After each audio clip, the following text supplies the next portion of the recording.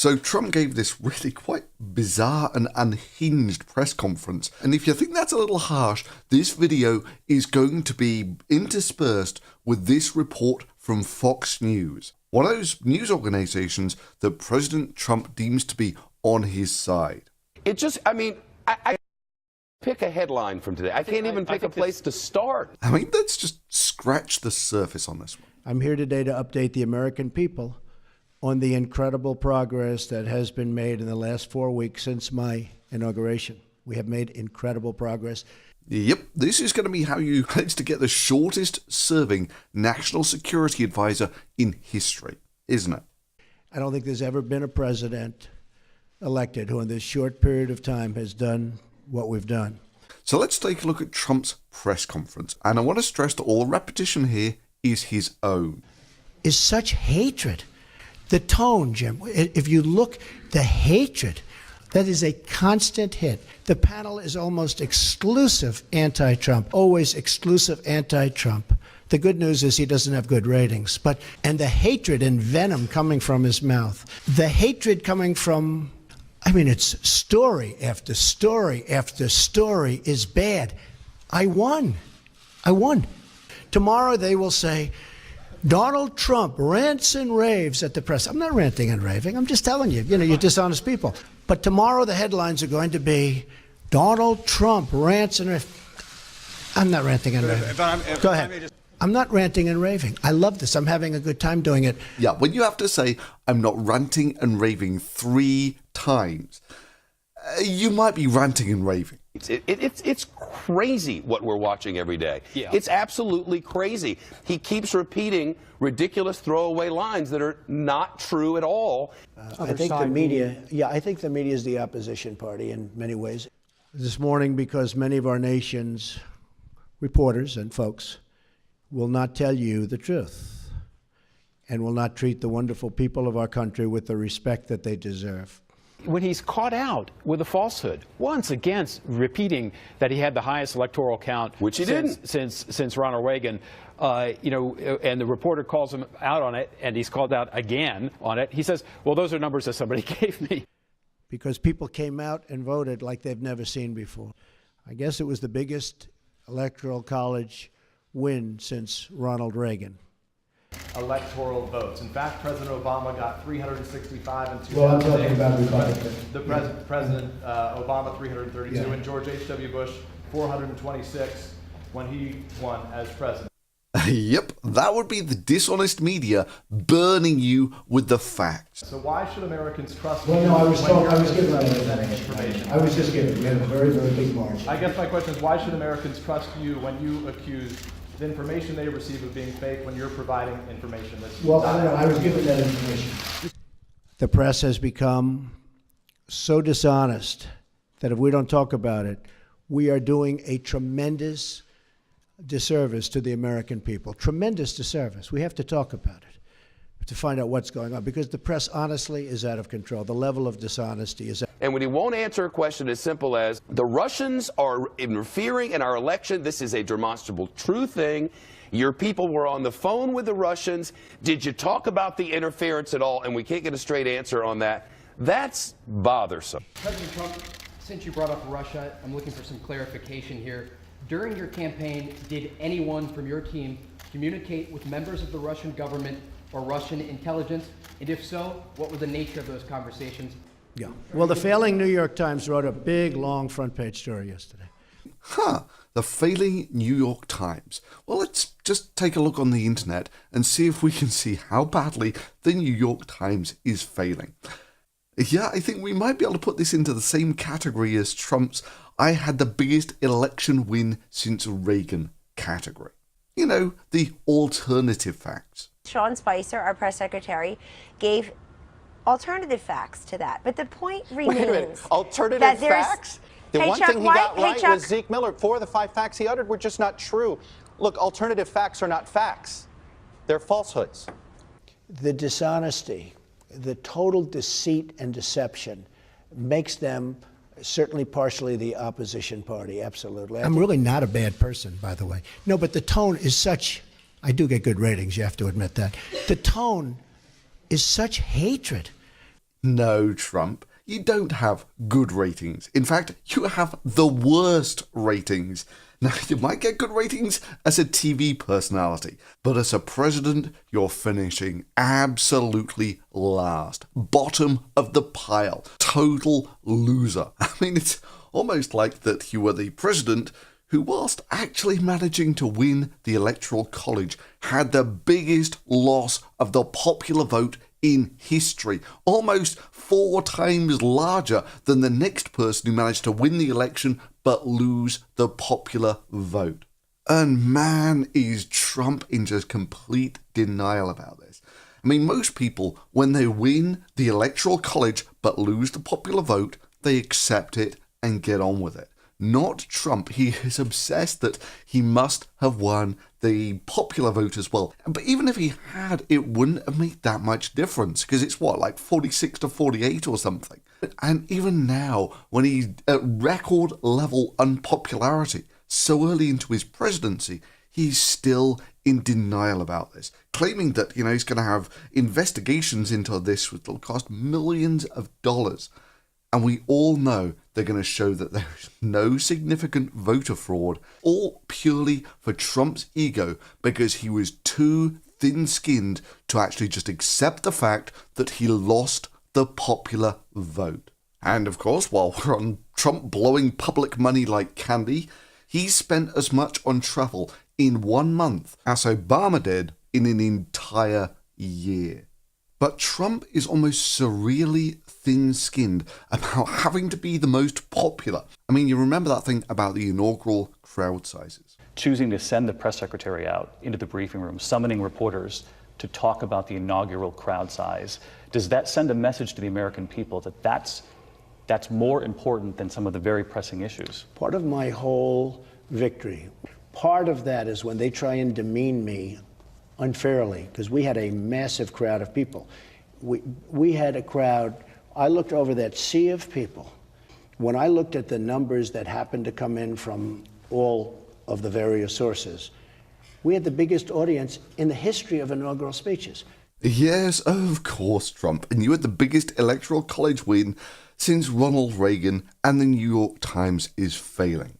So this claim that he had the biggest inaugural crowd size in history, which is just factually wrong. I mean, I took a look at the pictures myself, and my estimates were, if he was lucky, he had a quarter of Obama's crowd size. And of course, he had all the Trump supporters saying, oh, no, it's all just different camera angles and the such like. Actually, no, there's a time lapse of when the crowd size peaked, and this is it. You barely get up to this little kink in the road with the crowd size, where Obama's crowd size went all the way down to the Washington Monument. In fact, there's pictures from the air showing vast crowds around the Washington Monument during Obama's inauguration. And his obsession with crowd sizes is still going. So for the weekend, he decided he was going to go down to Florida, where he was going to have a campaign rally. A lot going on with President Trump today. He's going to Florida to spend his 3rd straight weekend there. Now, his plans include a rally on Saturday that is officially a 2020 re-election campaign event. About 4 weeks into his new administration, where of course he boasted again about his massive crowd size. The media will give him no credit. The media, as I told you, they won't show this crowd. Look at that, all the way outside of this, and this is as big a hangar as you get. All the way outside, way back to the fences. Amazing. I want to thank you. So there's Trump in the middle, and we pan out to see the crowd size, like the media never does because they're so dishonest.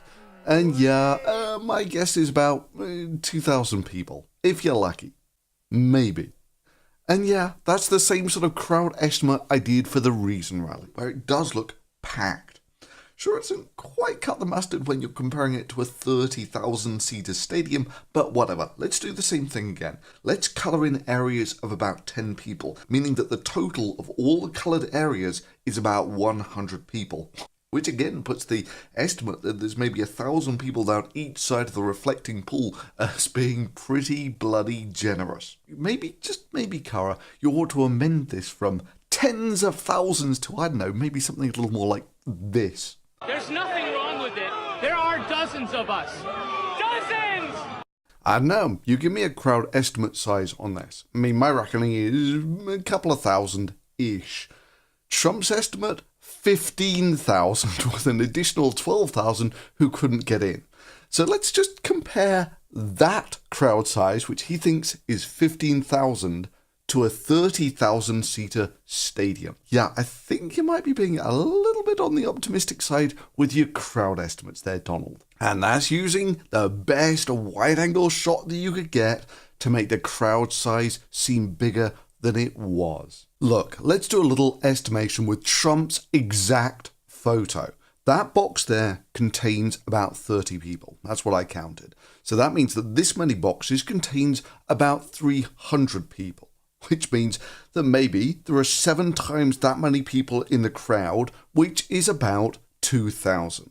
Or looked at another way, that plane in the background there holds about 300 people, and the crowd size in the foreground is maybe enough to fill 7 or so of those planes. Or put another way, if the president wants me to believe that there is a crowd size greater than 10,000 people there, maybe he should post a picture where there's more than, let's say for instance, at least 2,000 people. And what, pray tell, did the president want to discuss at this first campaign rally of his 2020 re-election bid, only 4 weeks into his presidency? Why, terrorism, of course. Now, you may recall that previously the president had accused the media of not covering terrorism. All over Europe, it's happening. It's gotten to a point where it's not even being reported. And in many cases, the very, very dishonest press doesn't want to report it. Okay. The president is accusing the media of refusing to cover major terrorist attacks. It makes perfect sense. You know the old news adage, if it bleeds, don't talk about it. But in one case, the president is right. In one case, there was a terror attack the press did not talk about. It's something called the Bowling Green Massacre.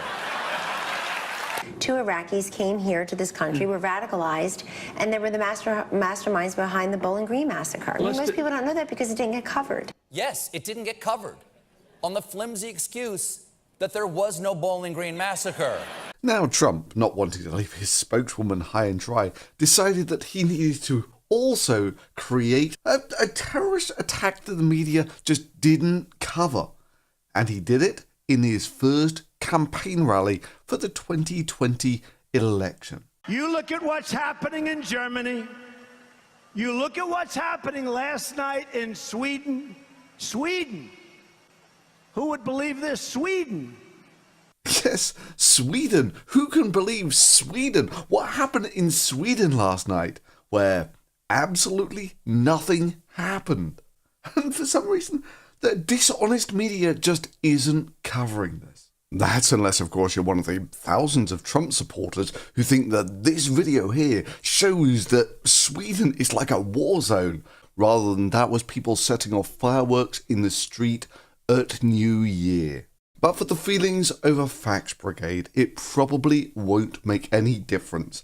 They could as well posted a picture of downtown Beirut or something. I mean, these are the sorts of folks who fell hook, line and sinker for this headline that Hillary's stated position of wanting a no-fly zone in Syria would mean war with Russia, and therefore, if Hillary had been elected, we'd be at war with Russia right now. And it's all based off this one soundbite with this general. What do you think of that option, sir? Right now, Senator, for us to control all of the airspace in Syria would require us to go to war against Syria and Russia. That's a pretty fundamental decision that certainly I'm not going to make. That's until you actually watch the whole video. But Secretary Kerry's trying to get a stand down of the Syrian and Russian Air Force, and if he's successful, that would be a good thing. Joint Force has a responsibility to make sure the president has a full range of options. We have discussed that issue in the past under certain conditions. What about the option of controlling the airspace so that barrel bombs cannot be dropped? What do you think of that option, sir? Right now, Senator, for us to control all of the airspace in Syria would require us to go to war against Syria and Russia. airspace. No, what he asked was, should we have a no-fly zone so we can protect these people from being slaughtered? That's what he's talking about. I answered that first. That's what we're all talking about. So that would not require going to war full scale, would it? Not necessarily, Senator. But these hardcore supporters, none of this will matter, because even if you can debunk all of their hardcore arguments, they'll just move the goalposts somewhere else. Unfortunately, much of the media in Washington, D.C., along with New York, Los Angeles in particular, speaks not for the people, but for the special interests and for those profiting off a very, very obviously broken system. Yeah, really standing up for the people there, dude. I mean, if your cabinet is full of people who have got exceptionally rich off this same corrupt system, I'm not too sure that's a card I would lead with. This isn't so much draining the swamp as filling your cabinet with it. By the press, I said to him yesterday, this whole Russia scam that you guys are building so that you don't talk about the real subject, which is illegal leaks. Cool. So the whole Russian thing was just a scam. I mean, it's not like you would ask anyone to resign over it or anything. Mr. President, did you fire Mike Flynn? Mike Flynn is a fine person, and I asked for his resignation. He respectfully gave it. He's saying that the information in the leaks is accurate. After all, it's the reason he fired Mike Flynn, right? Well, I guess one of the reasons I'm here today is to tell you the whole Russian thing, that's a ruse. That's a ruse. When Russia was hacking into the election, hacking into the Democrats, the DNC, your guys were on the phone with the Russians. Did you talk about that? We don't get a straight answer on this question, which leads us to continue to ask the question. The same thing happened with respect to General Flynn. Everybody saw this. And I'm saying, the first thing I thought of when I heard about it is, how does the press get this information that's classified? Russia, if you're listening, I hope you're able to find the 30,000 emails that are missing. I think you will probably be rewarded mightily by our press. You know why? Because it's an illegal process, and the press should be ashamed of themselves. But more importantly, the people that gave out the information to the press should be ashamed of themselves. Really ashamed. Russia, if you're listening, I hope you're able to find the 30,000 emails that are missing. So I don't want classified information getting out to the public. Same thing with Australia. I said, that's terrible that it was leaked, but it wasn't that important. But then I said to myself, what happens when I'm dealing with the problem of North Korea? Well, interesting you should mention North Korea there, because it turns out that when North Korea did have a new missile test, Trump decided to have that briefing in an open dining room in full view of the other diners, who were happily sitting there taking pictures and putting them on social media like Facebook. And of course, because it's Trump's club, of course, why wouldn't he let people take pictures of the guy who carries around the nuclear football and put them on social media? Because, you've got to take national security seriously. I mean, you would never go around comparing your own Secret Service to, say, Nazi Germany. I think it was disgraceful that the intelligence agencies allowed any information that turned out to be so false and fake out. And I say that. And that's something that Nazi Germany would have done and did do. I think it's a disgrace. That information that was false and fake and never happened got released to the public. But coming back to Flynn, the guy you fired. He didn't have to do that because what he did wasn't wrong. What he did in terms of the information. Actually, no. What he did was wrong. It violated the Logan Act. And then he tried to cover it up by not telling the FBI about it. Also a federal offense. Saw what was wrong was the way that other people, including yourselves in this room, were given that information. Because that was classified information. It was given illegally. That's the real problem. Actually, I'm pretty sure that the press exposing corruption in the government is pretty much what the press is meant to do. But it's up to people like you and all the rest of us to point it out when the President of the United States keeps saying things that are demonstrably, unquestionably, opinion aside, 100% false. And to call out people in positions of power, including the most powerful person in the world, which president, when he says things that are untrue. It's meant to highlight when the government thinks that it is above the law. You know, you can't just sort of say when the president does it, that means that it's illegal. That the powers of the president to protect our country are very substantial and will not be questioned. The president is not above the law. Even if he says it's classified information, that doesn't make his actions legal. And then it's almost surreal to blame the press for finding out about that corruption in the government. Your opposition was hacked, and the Russians were responsible for it, and your people were on the phone with Russia on the same day it was happening, and we're fools for asking the questions? No, sir. But sure, if you want to go with national security, Flynn seemed to have fairly clear views on what counted as a breach of national security. I have called on Hillary Clinton to drop out of the race because she put our nation's security at extremely high risk with her careless use of a private email server. Russia, if you're listening, I hope you're able to find the 30,000 emails that are missing. I think you will probably be rewarded mightily by our press. Lock her up, lock her up.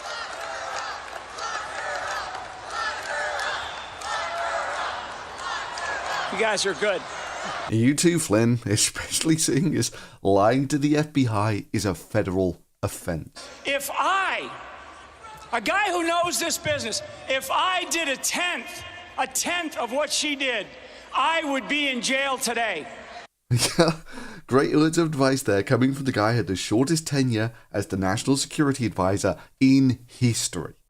Crooked Hillary Clinton, leave this race now. Whereas, of course, President Trump, who called on a foreign power to hack important classified information from a political opponent, he's fine.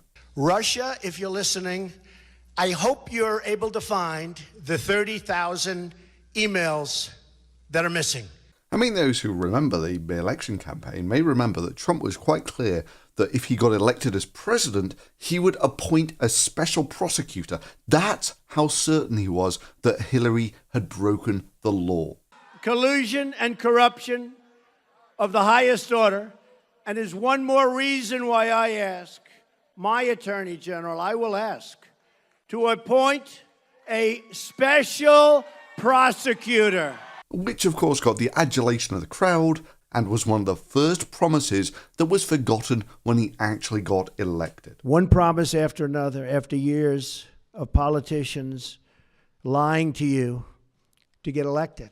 They lied to the American people in order to get elected. Yes, the election promises. Like how you knew much better than all of the generals and you could solve the problem of ISIS, which for some reason Obama just didn't want to solve. Now Secretary Mattis, he's over there now working very hard to submit a plan for the defeat of ISIS.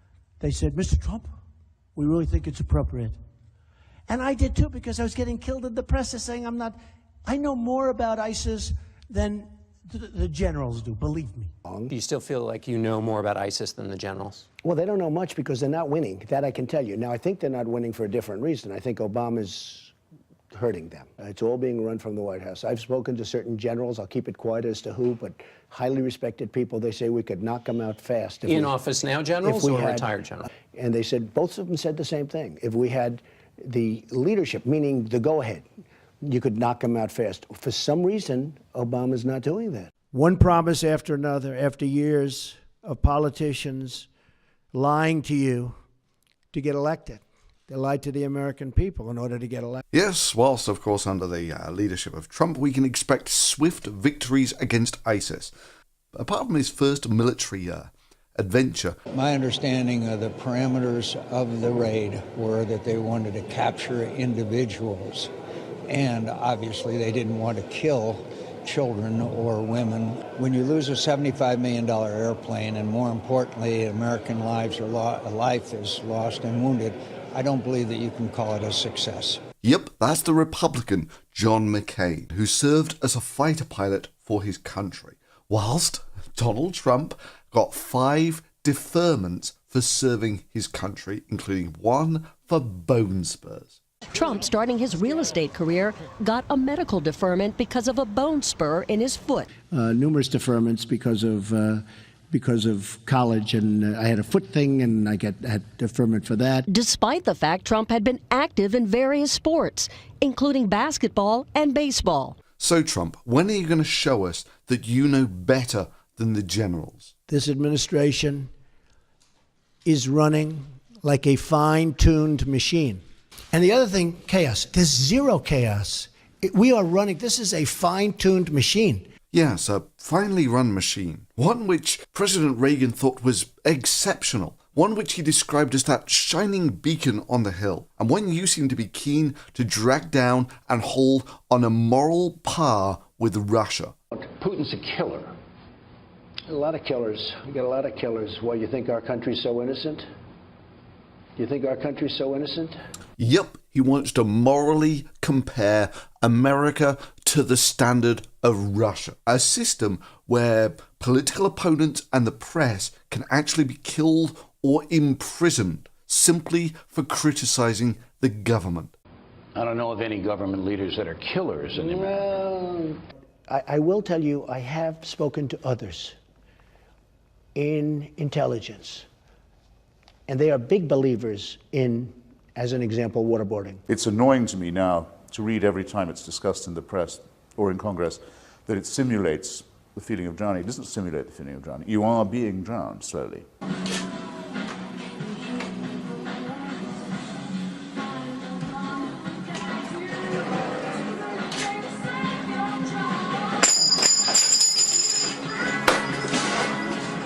You did tell me. Because they say it does work. It does work. Mr. President, now, personally, Mr. President, you told me during one of the debates that you would bring back waterboarding and a hell of a lot worse. I would do what I would do. I want to keep our country safe. I mean, Jesus, the reason we don't torture people is twofold. Firstly, and most importantly, it doesn't work. It's not an effective way of getting reliable information, because people under torture will tell you whatever they think you want to hear to make the torture stop.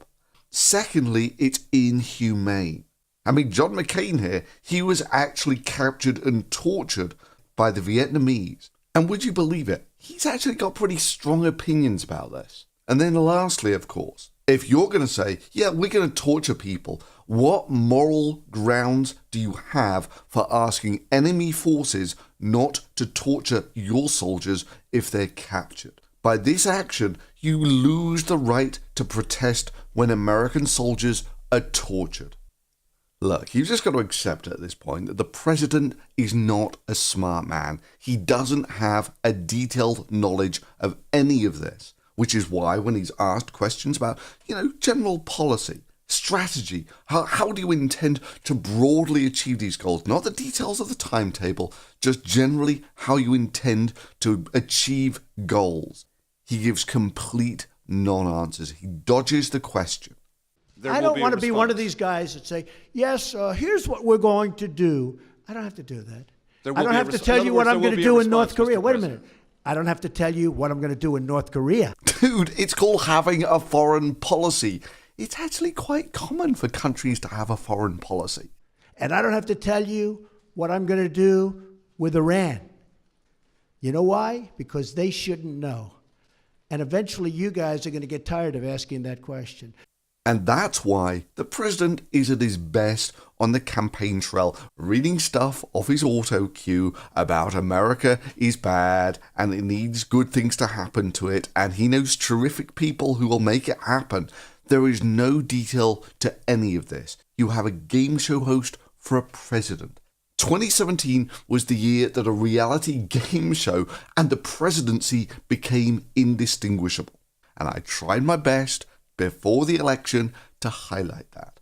Unsuccessfully, it must be said. Seems like people were more concerned about whether there were social justice warriors there or not, rather than whether you were electing an idiot for a president. An irony, seeing as he wants to repeal the Johnson Act, which will be marvellous for Anita Sarkeesian. And naturally, this video is going to get slaughtered in the ratings, just like all the others. But why? I mean, really, do you not pay attention to what the president is saying? So yeah, if you actually liked what you heard here, like the fact that someone actually waded through and watched all of these Trump speeches and did things like fact check his crowd sizes. And let me just say, it's incredibly frustrating going through all of this, because whilst I'm used to going through pseudoscience or creationists or feminists or whatever, and showing how they're talking crap, this is the President of the United States here. Oh, and yeah, if you're one of the folks who actually has got this far and is now saying, I'm going to unsubscribe because you're such a cuck or something, people like you threatening to unsubscribe is like cancer threatening to leave a patient. I think I'll get over it.